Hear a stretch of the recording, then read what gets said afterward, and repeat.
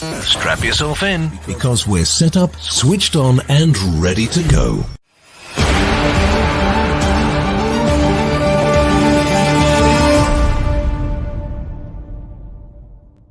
You are watching Leicester Till I Die TV.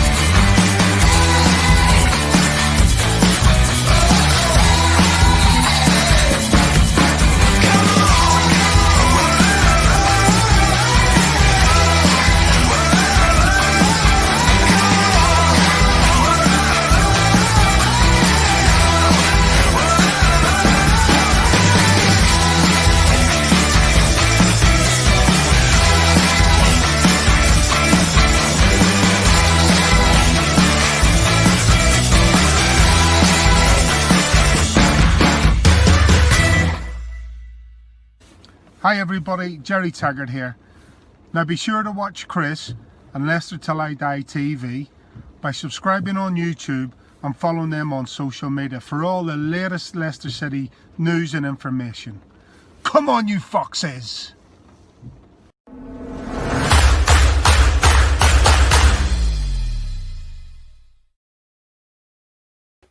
Hello fellow Fox fans, good evening to you one and all.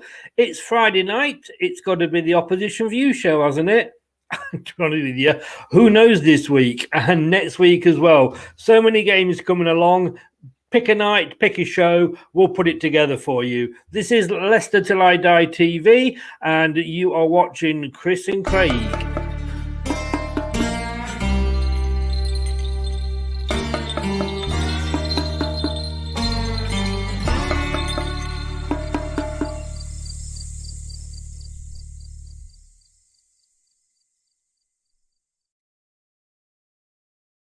It is, and you can catch us on all the normal places if you're watching live. That's YouTube, Leicester Till I Die TV. And please give us a little bit of a subscribe on there if you can. We would love you forever. On Twitter and Periscope, it's at LeicesterTID. Watch us on either. And obviously, if you're on Facebook, it's the Leicester Till I Die group. And if you want to listen to us on Catch Up, we're on your favourite podcast platform as Leicester Till I Die. That's Apple iTunes, Google, and Spotify and Anchor, and your favourite podcast platform. Well, we are having a break from league action this weekend. It's the magic of the cup, isn't it? Isn't it? You feeling it? I kind of am, but a little bit without this guy. No, I don't think it's a secret, Jamie. We know you're out, you're having an op. Let's have a look. Somebody who might know what it's like to have a hip hop, and he's probably going to kill me for saying that. Let me bring my my preview chat chum Craig in and say good evening, Craig. Good evening, Chris. I'm not sure about hip hop. I can just about get myself onto a treadmill and do a bit of running, or should we say fast walking. Hip hop may be a little bit beyond me. I'm more into garage than I am into hip hop music. Boom boom. Saying nothing. No, I'm here all week, and I have been here all week. Good evening. Yeah, good evening. How are you? I have. Yes, I'm every night. It's the end of the week. You know, as you said, we lose track of days because there's so many games. There seems to be football on every night. And before you know it, we're here and it's the weekend again, and we have a game on a Saturday, which is always a bonus. We do. Oh, we're not playing on Sunday. We're playing on Sunday. I've got no idea. I've lost it already. You know. Let me tell you something, everybody. Craig sits there, and you think he's like your nice, dear old granddad sat there. Occasionally, off screen, he brings up this little cup of mug to his mouth and sips it, and we all think it's cocoa or Horlicks, and it's probably neat vodka. I can tell you that, sir. I think I need it, particularly after you're calling me a granddad. hey, you could throw it back at me, but just to cause any confusion, we are in the FA Cup this weekend, Brentford, and it is Sunday the 24th at 2:30, and it is on BT Sport if you have that platform. Now, the question is, would he have played anyway? If not, Everton and Leeds coming up next week. It looks like we haven't got him for them. But this is the question that I posed. And I want to know everybody who's watching.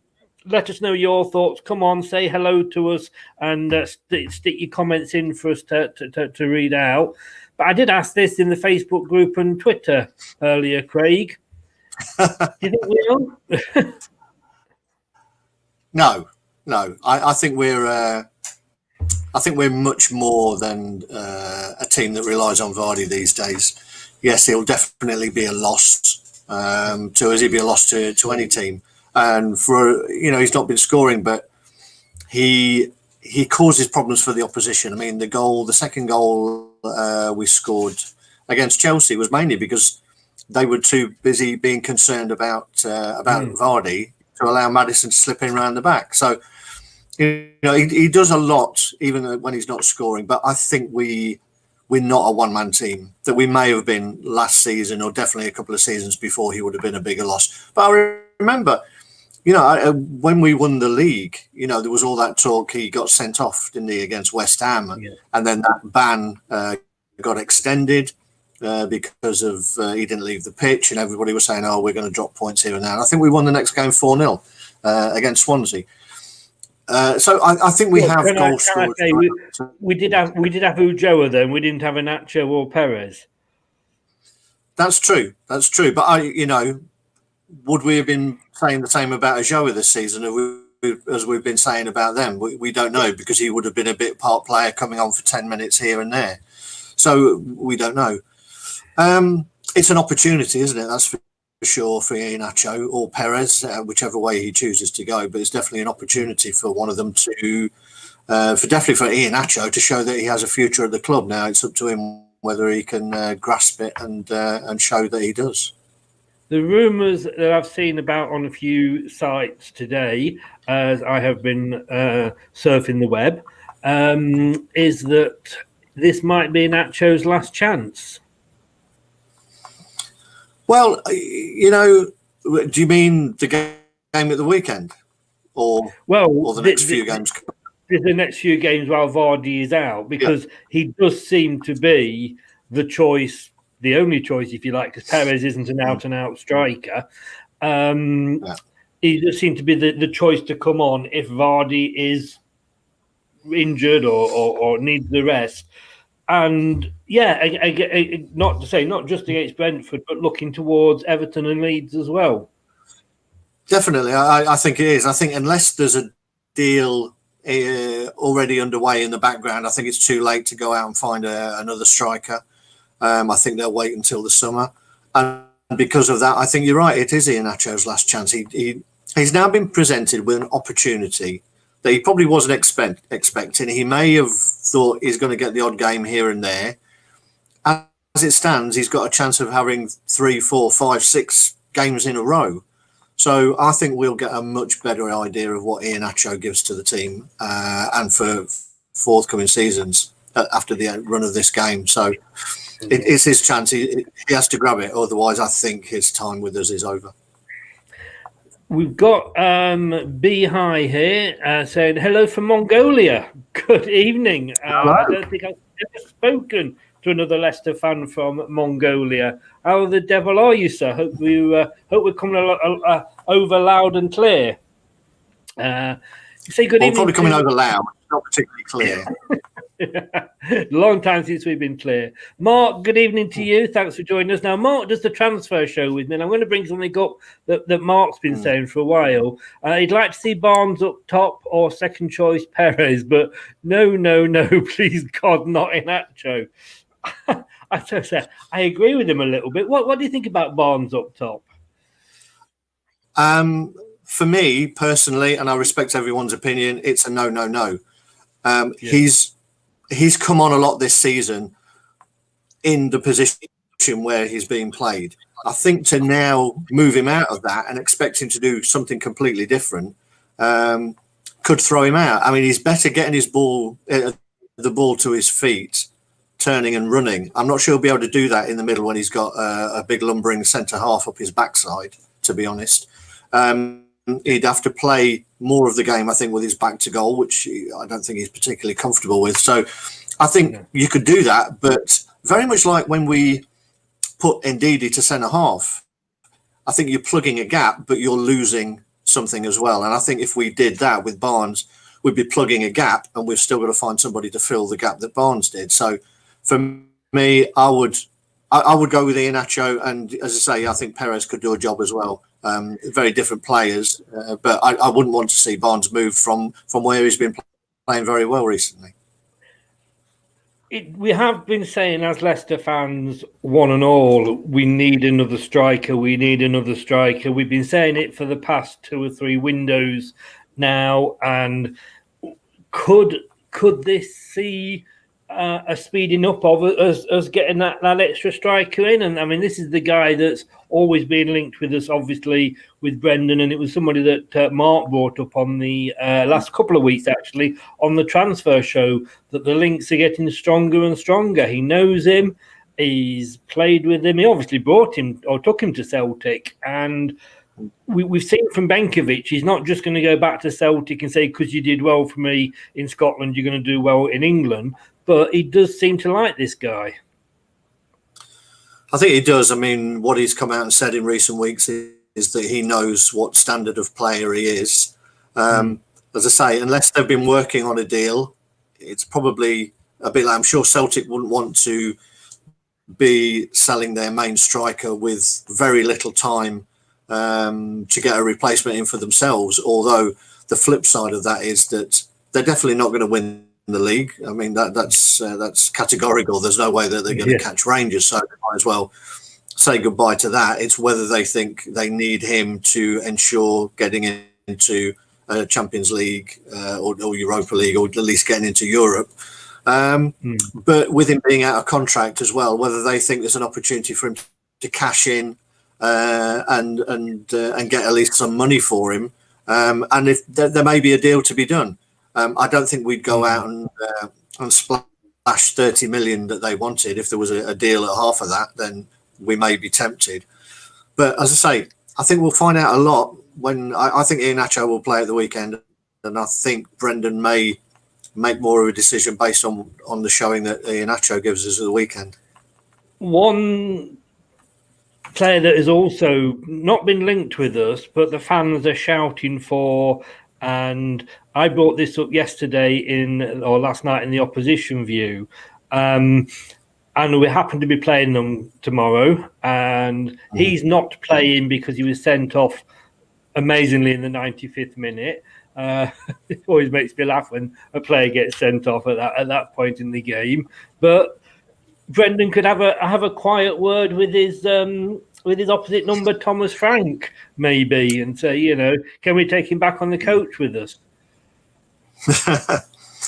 I mean, he could do. He's done very well this season. Ivan Toney he's definitely their main man when you look at the number of goals that he's got in relationship to everyone else. He's sort of 3-4 to 1, I think. But I'm not. Again, they've only just lost Ollie Watkins. They've managed to replace him with Ivan Toney. I would imagine they feel that this is another good chance for them to actually get into the Premier League. And I can't see them selling at any price, to be honest. It would have to be a ridiculous price that I don't think we would be prepared to pay for someone who's unproven at this level. The only other thing that we may do is have a look around and see if there's anybody who's out of contract, and therefore the transfer window doesn't affect it, the same way that Man United picked up Cavani.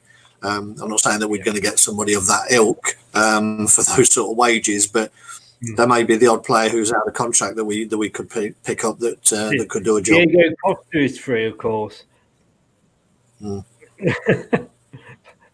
don't think I said Diego Costa is free, but I think we'd all go running, screaming up the Narborough Road to get away from him, you know. But I don't know. I don't know, Chris. I don't know. You know, he would cause havoc. You know, he might cause havoc in our own changing room as well. But exactly the point I was about to make. But Facebook user there said, got to play Barnes at centre forward against Everton and Ricardo on the wing. Inacho not good enough, and Perez not to the pace for the system we play. We've got to obviously, I think, accept that it's not going to be Vardy. We've got to play to another system. There's no point. And Brendan knows this now. If he doesn't, then he shouldn't be doing the job. If you're not playing Vardy, you're playing Inacho. It's got to be a different system. The thing is, if you're moving Barnes and you're not playing your natural replacement for Vardy, you end up moving 2 or 3 players around to playing out of position to accommodate that. I mean, I think we should have enough faith in Iheanacho against a championship team as well as they're playing. You know, let's not forget he scored the only goal for us against Brentford when we knocked them out of the FA Cup last season. So, you know, he's got previous. Let's hope he can do it again. Yeah. Last point on this then before we actually move on to Brentford, because we are here to look at Brentford. But my worry is that we probably threw it away our chances of Champions League last season with our January transfer window dealings and Mr. Bennett being the only person coming in.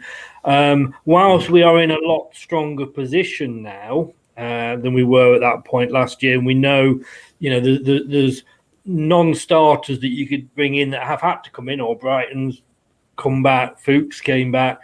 We are in a lot stronger position, but my worry is get it wrong this time and we could blow it again. I think that's a fair point, Chris, but I also think that we're a lot stronger team now. I think we touched on this in the last preview show where we said that, you know, we're more capable of grinding out a 1-0 because I think we're pretty solid at the back and in midfield, and if we're not scoring, you know, we can get a goal and we can see a game out. So I don't think, you know, we should press the panic button here. We've got goals throughout the team. Man City, on many occasions, have played without a recognised centre forward when Aguero's been out and he's not gone with Jesus.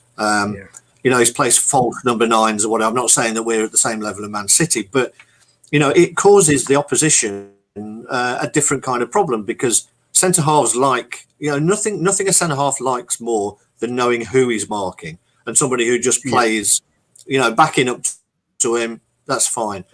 When players start dropping off or they take up these little pockets, it's very difficult. Does a midfielder have to drop back to pick him up? Does a centre half have to go out to get him? So it could cause a different sort of problem altogether. So it'll be an interesting one, I think. Yeah. Right. Well, like we said, we have got Brentford on Sunday at 2:30. It's on BT Sport there. If you have that podcast, there's the vodka, guys. Told you. Yep. Told you it was drinking vodka. We've not actually played Brentford that much. We've only played them 28 times. We've won 12, drawn 10, only lost 6. But I think that was going back way back in our history. But in the FA Cup, we and I might be tempting fate here. We've played them 6 times. We've won 4, drawn 2. We haven't lost them in the FA Cup, and those 2 draws were in the same year we went on to beat them. Yeah, you know, we've got to be confident. You know, even from that record as well. I think sometimes in the past we've always had that.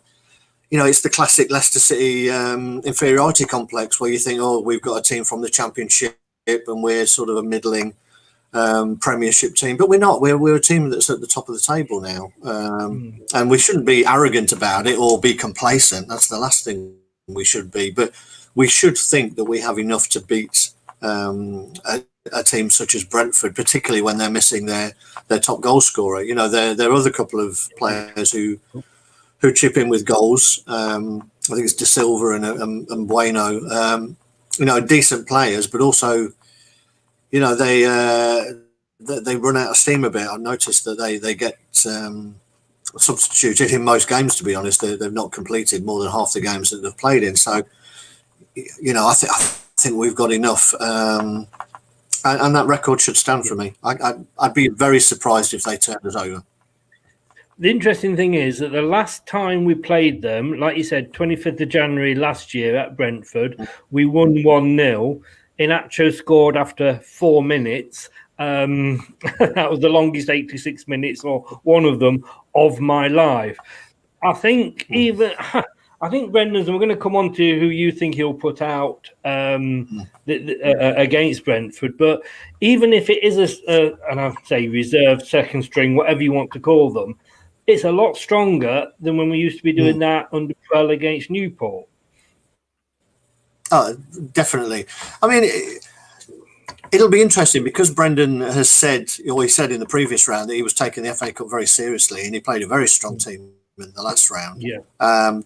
Now with Vardy's injury, to see whether he and we've had a couple of niggles, and since then Pratt's out as well. I'm not sure whether Mendy's going to be fit, so it'll be interesting to see whether he goes strong again. I think he would go strong, or maybe go stronger if we didn't have a game on Wednesday, which is an important one against Everton. So, but as you say, the players that we've got to bring in, you look at that. It's only in the last game that we looked about at the strength that was sitting on the bench. So that we shouldn't have any qualms about any of those players coming in and doing a job. The interesting thing was the last time we ever played them was in the FA Cup, and our first ever game against them as well. I wasn't there, and I don't think you were either. But our first ever game against them was also an FA Cup game on the 11th of January, 1936, at Leicester. I'm not sure where we were playing then. I think it probably was Filbert Street. We won 1-0, and Arthur Moore scored. Do you remember that? The unforgettable Arthur Moore. Never heard of him. I think Sep Smith was playing in that game, and I remember Sep Smith a lot better than I remember Arthur Moore. Well, if you're going down watching those games at that time, Chris, then you will remember them a lot more than I will. So the old wooden clapper thing, yes, yeah. And like I say, we do have a history in the FA Cup, because in 1947 we had 2 0-0 draws with them at this stage, and we ended up in the second replay at Villa Park. And in fact, I think this was the one that Sep Smith played in as well. It was we beat them 4-1 at Villa Park. George Dewis, Mal Griffiths, and 2 from Arthur Smith. So You've been doing your research, Chris. I'm impressed. I have. Oh, you did. I just don't throw this together. This is all carefully planned out. It may not look it. I mean, it starts off extremely well planned out. But like you said earlier, Craig, they are going well. They are in exactly the same position as we are, just one division down. I mean, there was 3 leaders of the Premier League the other night. There was us, City and United, all in the same night. Burnley did us a huge favour last night. Well done, the lads from the turf. It's certainly, I don't know if it's there's still that I'm a Celebrity guy's favourite place. It was my favourite place last night. And Brentford are in third in there, and they're having a good season. They are having a good season. I mean, they kept, apart from losing Ollie Watkins, I think they managed to keep most of the team, so they had an experience of doing it last season when they went pretty close, but they fell away really. They almost replicated what we did. They fell away pretty badly, ended up in the playoffs, and I think they played pretty poorly in the playoffs. In fact, didn't they have a horrendous result right at the end that meant they sort of missed out on automatic promotion? I think they lost to Forest. It may have been by a ridiculous number of goals that they needed, so they managed to throw it away even more spectacularly than we did, and then that shot all their confidence going into the playoffs, where I think they were beaten by Fulham. Yeah, but they are going well. It still hurts them. Yeah. They are playing well. They've won I think four out of the last 5. All of those are Yeah. Yeah, so I'm going to say all of those. I think the only loss they've had recently has been in the League Cup to Spurs, where they were very unlucky to have a goal wiped out in that one. But they're not exactly turning teams over. I think 3 of the last 4 wins have been by the odd goal. You know, so they're not steamrolling teams. You know, they're pretty tight games. And with their main striker out, you know, a lot of the pressure goes on to the other players. I noticed that they've had a guy who comes off the bench quite a lot. Force, I think he's a Scandinavian player, but he's done quite well when he's off the bench. I think he's scored 5 goals coming off the bench. So, you know, he could be a threat that we probably haven't seen a lot of, and we need to be aware of him. But they're going well, and they'll be playing with confidence. I put that stat up last night in the Opposition View show, which, if you want to catch up with myself talking to Billy from Besotted, the Brentford podcast, that can be found at Leicester Till I Die TV on YouTube. It's up there now. It's also on the Spotify, Apple, and Google, to name but 3 podcasts. But I put that up there, and the last 6, we're very, very similar. We've not lost in 6. They've not lost in 6. But like he said, they haven't actually lost, apart from that Tottenham game, in about the last 17. And I think they actually knocked out 2 or 3 Premier League clubs on the way to meeting Spurs in the quarterfinal of the League Cup. Yeah. No, they've done really well. And I think they've only lost 1 game at home all season. That was to Preston, where they lost 4-2, which is a bit of a freak result. But I say it'll be interesting to see whether, you know, how they react to not having Tony there. And, you know, we talk about us playing a weakened team. You know, you've got to ask yourself how important the FA Cup is to them as well, when they're in such a good position to get promotion. You know, they're in a brand new stadium. I would imagine that they need to be taking advantage of the opportunity to get into the Premier League. So it's whether they go for trying to continue the momentum that they've got from recent games, or whether they think, you know, we've still got 4-5 games to even get to a cup final.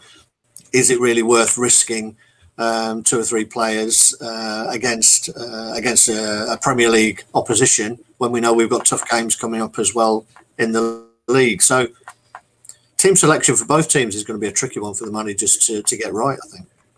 I actually brought that up with, Billy last night, and on his on their cup run, they were actually playing a lot of, again, their second string, what we would used to call reserves. And he said that although he's almost certain it will be a weakened team that Thomas Frank puts out against us on Sunday, it hasn't served them badly. Very similar to us, you know. Like I say, I'm not, you know, we knew how Prell's mind worked. You know, when that team was named against Newport, I think we all put our head in our hands. But I think, you know, if you see like the likes of Under, Piera, you know, if you've seen these guys coming back in, like say Mendy, if he wasn't injured, we know they can do a job for us. Yeah, I mean, I think you've got to look at any of those players that we're going to bring in, so-called second string.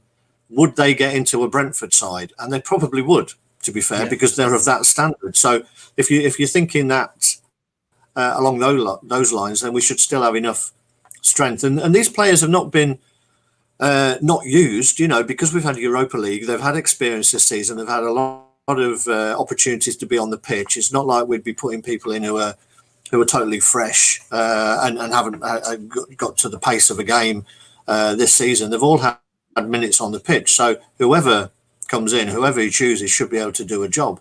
I don't think he will make that many changes, though, to be honest. Well, we'll come on to that in a second. What we'll do is we'll just take a quick break, and then we'll come back and see what team you think Brendan is going to put out. Hi, Alan Smith here.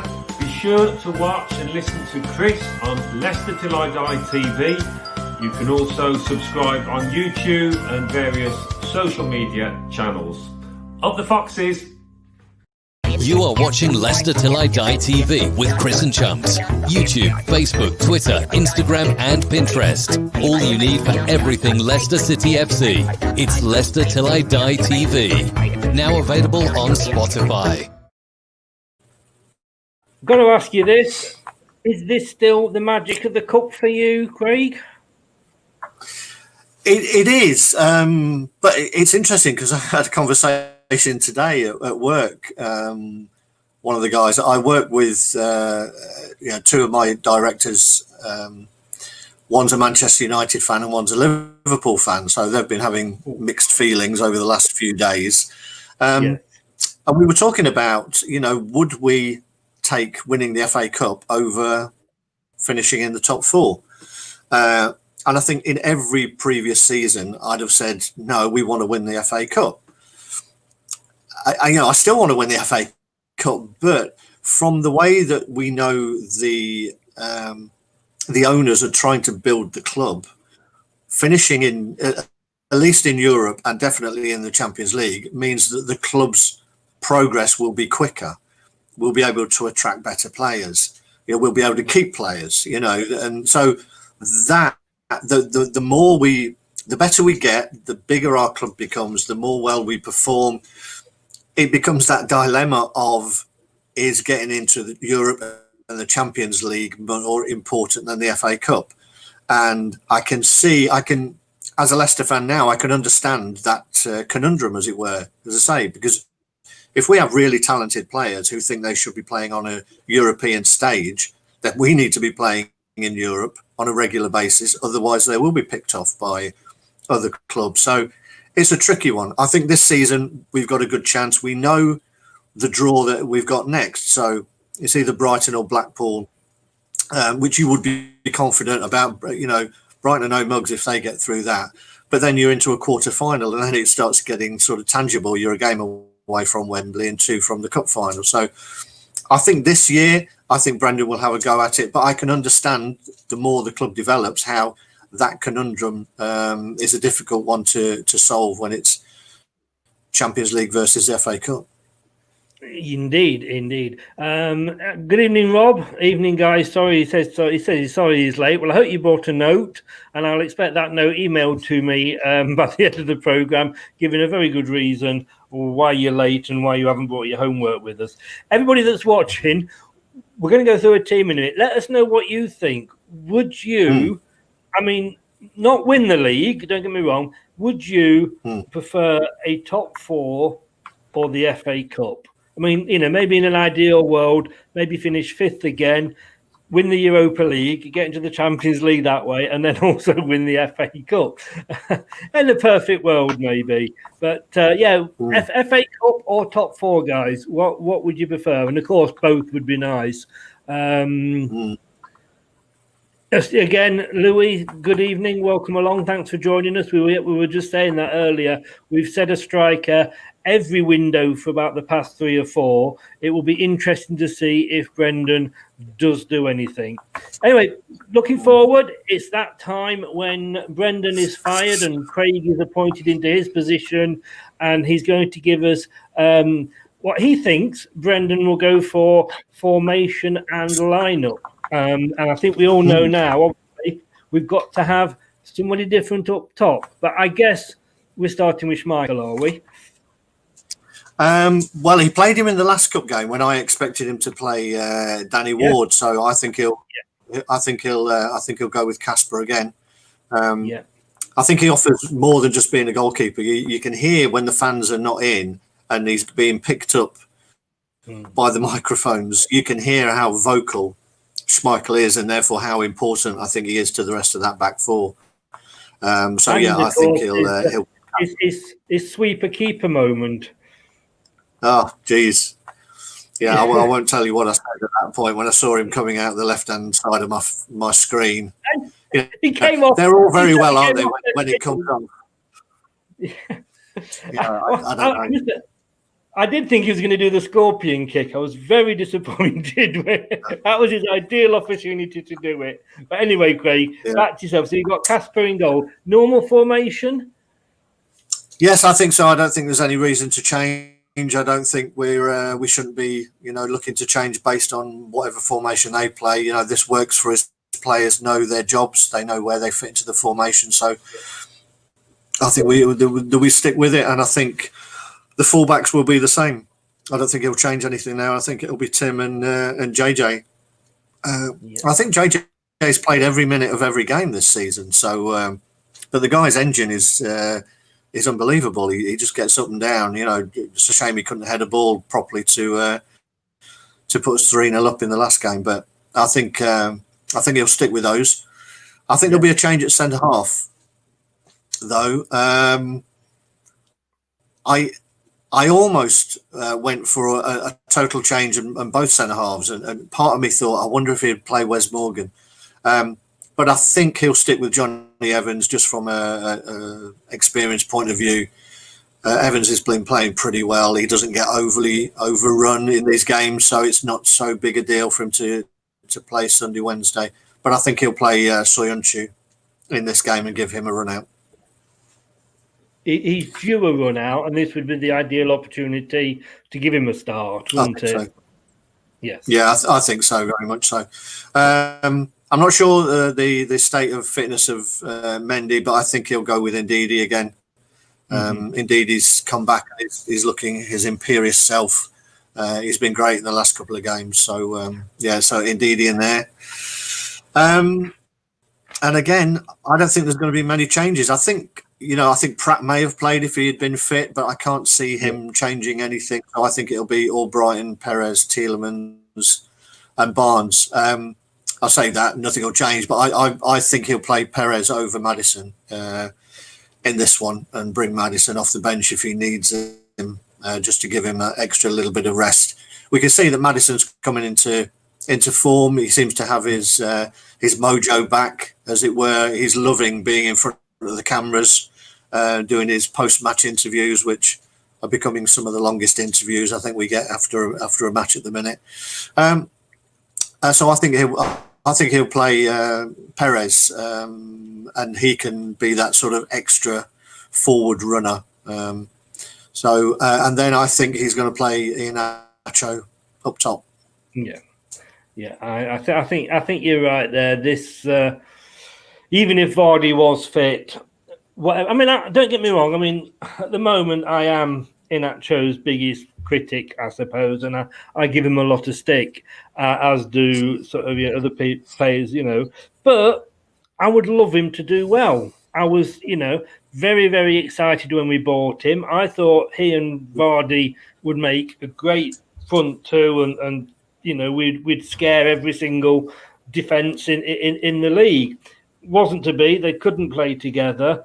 But obviously, being a Leicester fan, I'd love him to come on, get a hat-trick, get his mojo back. Like you say, he's got 3 or 4 games possibly, with Jamie out. This is his chance to do it.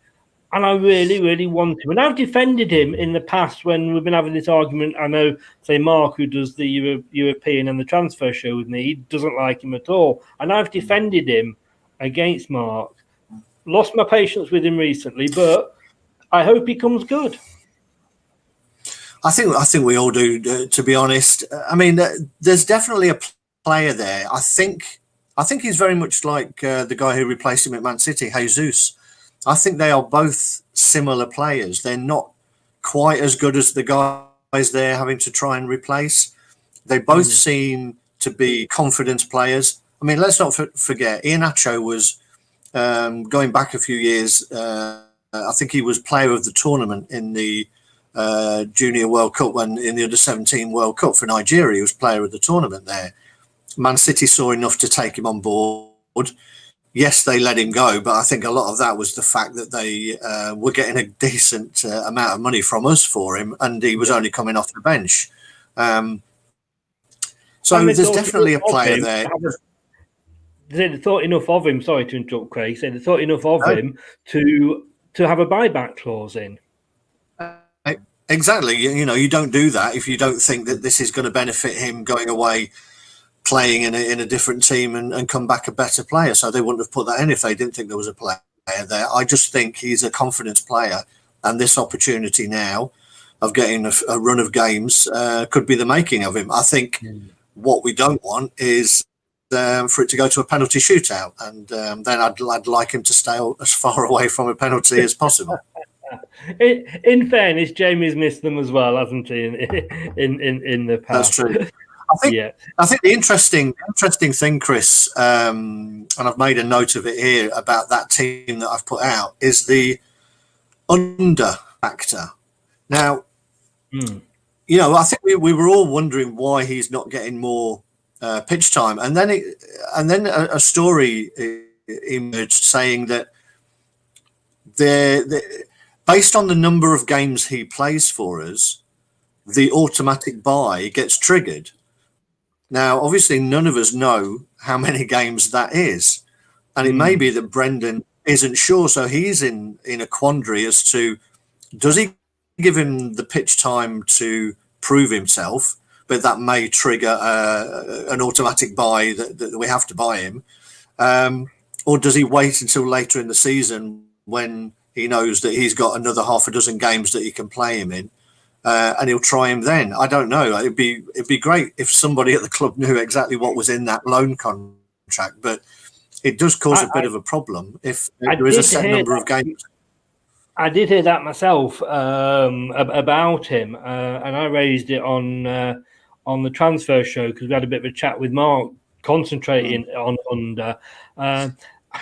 It's a bit of an awkward one, that one, because you know if you say, right, he plays, and it's got to be a fair few games to make it. Well, you're not going to say always. You know, if we play him 5 times, we've got to sign him. It's going to have to be up there. You know, I think 10, 12, 15 times. Let's say we're playing 14 times. Bring him on for the 15th time because he's playing really, really well. Got to sign him because he plays 15. He breaks his leg and he's never the same player again. It's, to me, those sorts of clauses are always sort of strange clauses. For me, I think he's struggled with Albrighton coming in. I mean, Albrighton said himself, managers don't always take to him when they first come in. He said that, but Brendan's now come out. I didn't think Albrighton would be playing the sort of part that he is doing now, and I'm pleased for him. Same with Fuchs earlier in the season. These players have had to come in and do a job. Now Fuchs, you know, hasn't been able to hold on to his place. Albrighton's come in because we needed him, and he's blown us away. He's been really good, and I think that is what's keeping Under out. Coming up to February, if we're still in the FA Cup, we're going to have FA Cup, we're going to have Europa League, and we're going to have obviously the Premier League. That's possibly, I think, when we might see more of him. I think so. I think Brendan may be feeling that he's more suited to European football than he is the hustle and bustle of the Premier League. When teams come at you with a lot more pace, Albrighton does a great job in terms of tracking back and offering the cover to whoever's playing in the right back slot. You don't really have that on the left. I think I mentioned this before, with Barnes is not as good as providing that cover and tracking back. So to have 2 players who are not particularly good at offering that cover means that you probably take away a little bit of the attacking prowess of the fullbacks because they're not sure that they're going to get covered.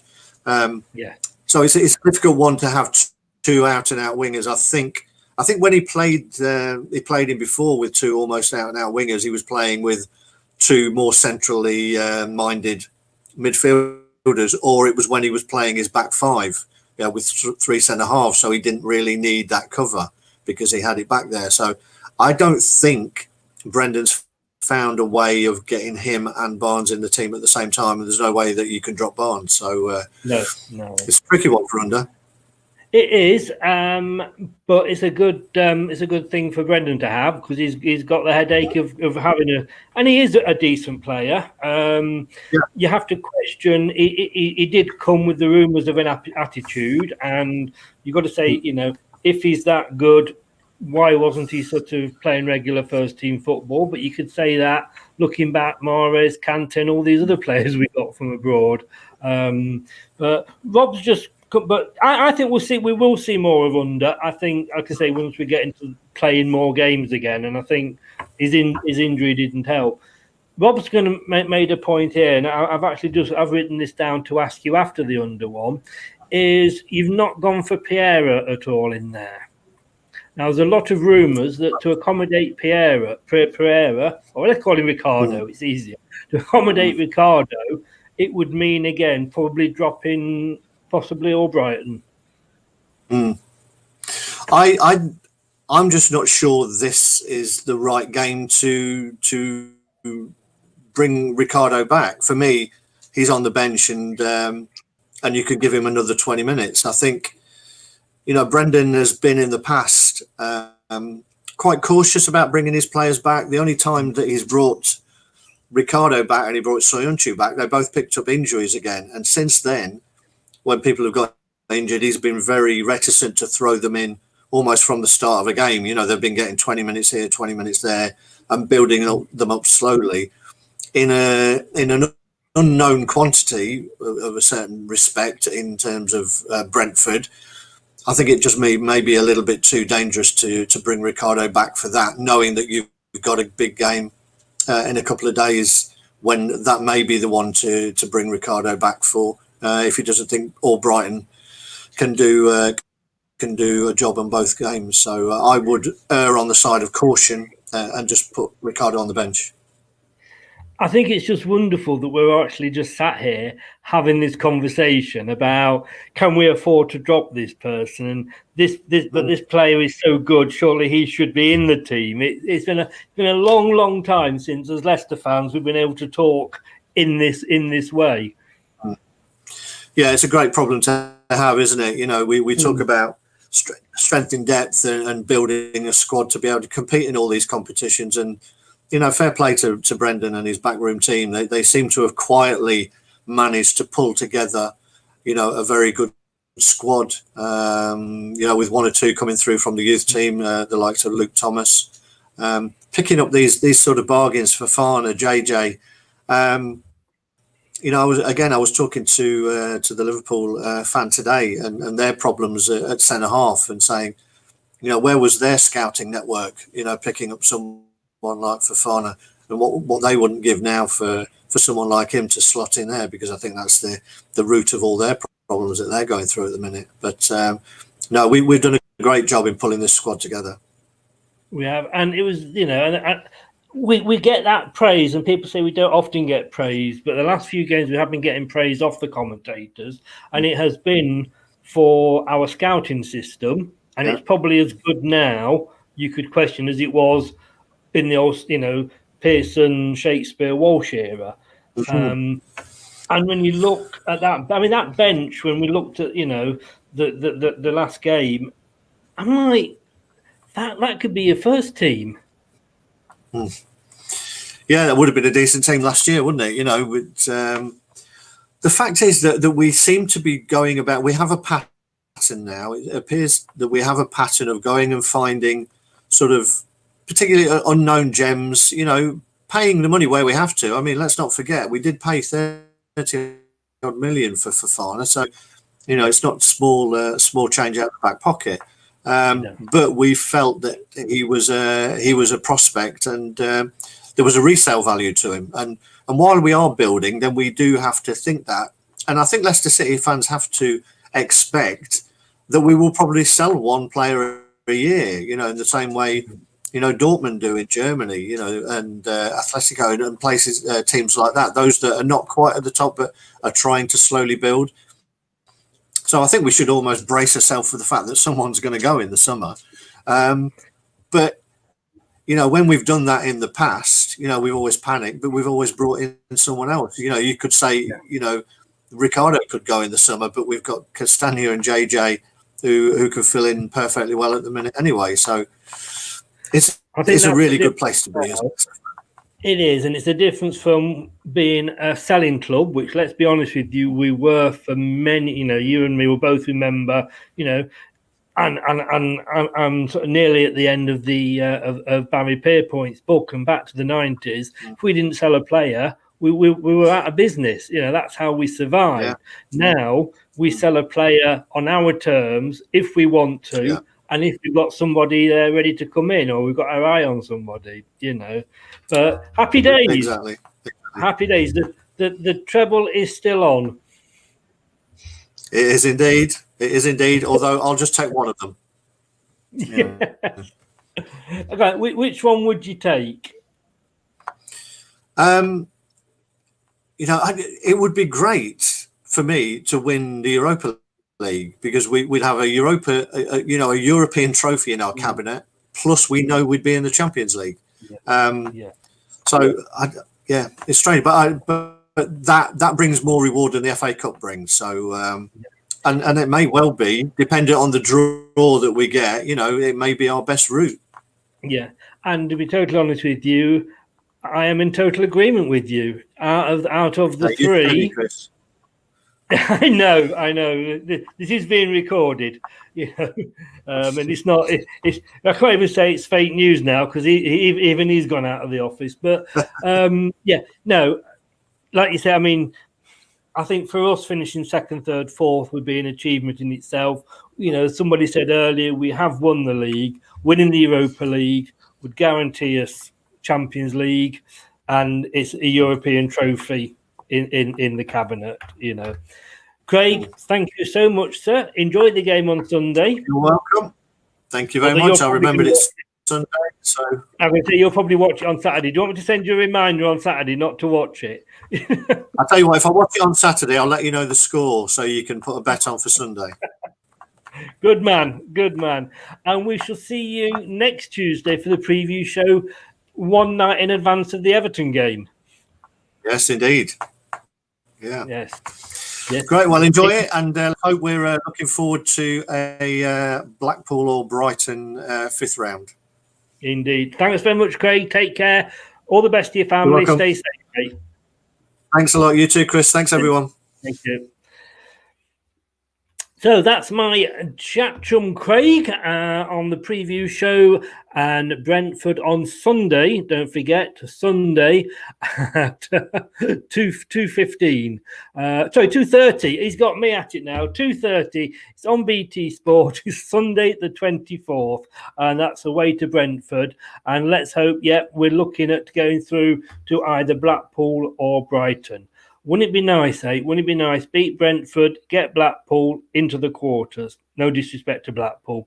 Hey, got a day off tomorrow. You can forget me for the day, forget me for 24 hours, and I will see you at about 1:55 on Sunday for the pre-match show with Josh, and then 5-ish for the post-match show with Brad. Monday, we've got then the opposition view show with Mikey, a Toffees fan. And Tuesday, as I said, I'll be back with Craig to look at the preview for the Everton game on Wednesday. It's non-stop. It's football all the way. And would you have it any other way? We wouldn't, would we? Take care, guys. Safe. And don't forget, please, if you're watching this on YouTube and you haven't subscribed, give that little subscribe button a little click. It means so much to us. And remember to catch us up on the podcast if you want to listen to us: Spotify, Apple iTunes, Google, and Anchor. Leicester Till I Die. See you on Sunday afternoon, guys. Take care now. Have a good weekend. Stay safe. Strap yourself in, because we're set up, switched on, and ready to go. Thanks for watching Leicester Till I Die. This is Chris saying goodbye, and see you next time.